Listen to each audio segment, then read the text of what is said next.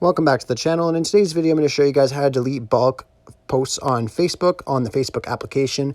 Really easy and simple to do, just takes about a minute. So all you have to do is just head over to your Facebook application and open that up. And then once you're on there, you just want to go to the bottom right corner where the three lines are and click on that.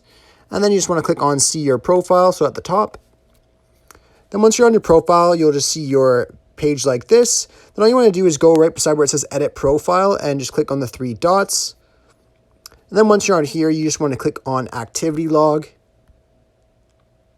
And then once this loads up here, just right under where it says activity log, you see manage activity. So you want to click on manage activity.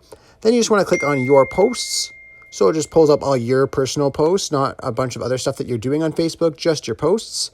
And then once you're on here, you can click on filters and then go over to date. And then you can adjust the date of the post that you're looking to delete, whether you're looking to delete your whole page or you're looking to delete just a couple posts from a certain date. You can adjust all that stuff right through here. So if you want to change that, go ahead and change that.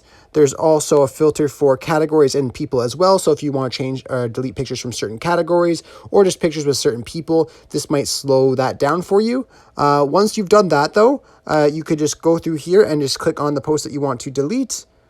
So it's very easy to do. And then obviously once you're done clicking the post that you want to delete, you could just click on trash or archive, totally up to you.